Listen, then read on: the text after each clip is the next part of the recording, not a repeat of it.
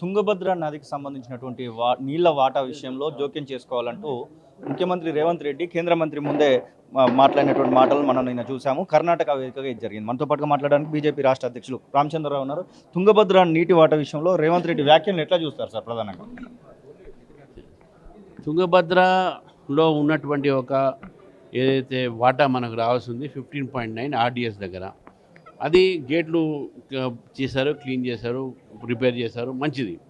కానీ అదేవిధంగా నేవల్లి ఒకటి, తర్వాత గుండ్రపల్లి ఒకటి, రెండు ఉన్నాయి కూడా, రెండు పార్టీలు ఉన్నాయి. మళ్ళీ దానికి సంబంధించినటువంటి ఒక పరిస్థితి ఏంది, దాని విషయంలో ఏం మాట్లాడారు, ఎందుకంటే దానివల్ల మనకు రావాల్సిన వాటా కూడా నీళ్ళు తగ్గే అవకాశం ఉందని చెప్పి తెలంగాణ ప్రజలు భావిస్తూ ఉన్నారు. కాబట్టి తెలంగాణకు రావాల్సినటువంటి ఒక వాటా గురించి రేవంత్ రెడ్డి గారు ఒక కేంద్ర ప్రభుత్వం ఒక వాళ్ళతో ఏం మాట్లాడారు అది ప్రజలకు తెలియాల్సిన అవసరం ఉంది. అది భారతీయ జనతా పార్టీ అడిగేది. ప్రధానంగా సిటిజన్షిప్కి సంబంధించినటువంటి విషయంలో పాస్పోర్ట్ను చూపిస్తే సిటిజన్షిప్ కాదని అంటూ ఉన్నారనేటువంటి మాట మజ్లిస్ పార్టీ చెప్తా ఉంది, కాంగ్రెస్ చెప్తా ఉంది. దాని గురించి ఏం చెప్తారు? అసలు సిటిజన్షిప్ అనేది పాస్పోర్ట్తో సంబంధం ఉందా లేదా? లేదు, సిటిజన్షిప్ పాస్పోర్ట్ యాక్ట్ 1967లో సెక్షన్ 20 కింద ఈవెన్ ఇండియన్ సిటిజన్ కాని వాళ్ళు కూడా ఇండియన్ పాస్పోర్ట్ తీసుకోవచ్చు. దానికి ముఖ్యంగా దలాయి లామా ఉన్నాడు. సో సిటిజన్ ఓటర్స్ యాక్ట్ అంటే రిప్రజెంటేటివ్ ఆఫ్ పీపుల్స్ యాక్ట్లో ఎవరు ఓటర్ కాగలుగుతారంటే సిటిజన్స్ అయితేనే ఓటర్ కాగలుగుతారు అనేది స్పష్టంగా ఉంది.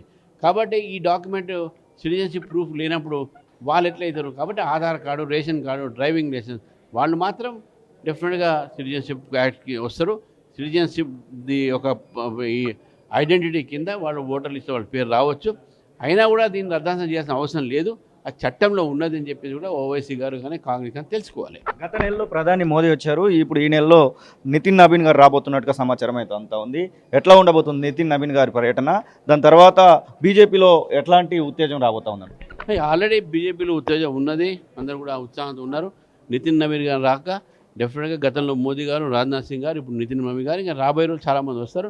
నితిన్ నవీన్ గారి ఒక రాకతో ఇంకా ఉత్సాహంతో కార్యకర్తలు ఉంటారు. తెలంగాణ ప్రజలు కూడా స్వాగతిస్తారు. జిహెచ్ఎంసీకి ఇది తొలిమెట్టు అనుకోవచ్చా? ఇక్కడి నుంచి ప్రారంభం అవుతుంది అనుకోవచ్చు ప్రచారం? ఎలక్షన్కి సంబంధం లేదు ఇది. Okay, right. ఎస్, ఇది పరిస్థితి. మొత్తం మీద ఎస్ఐఆర్కి సంబంధించినటువంటి విషయంలో తలెత్తినటువంటి ఆ యొక్క పాస్పోర్ట్ వివాదాన్ని మాత్రం రామచంద్రరావు కొట్టిపేరిస్తున్నటువంటి సందర్భాన్ని అయితే చూస్తూ ఉన్నాం. ఇక తుంగభద్రకు సంబంధించినటువంటి విషయంలో మరి కేంద్ర మంత్రులతో రేవంత్ రెడ్డి ఏం మాట్లాడారో తెలియదనేటువంటి మాటను చెప్తూనే నితిన్ నవీన్ రాకతో తెలంగాణలో బీజేపీకి ఖచ్చితంగా ఉత్తేజం లభిస్తున్నటువంటి మాటనైతే వారు చెప్తున్న పరిస్థితి. కెమెరా పర్సన్ అజార్తో శ్రీనివాస్, తొలి వెలుగు, హైదరాబాద్.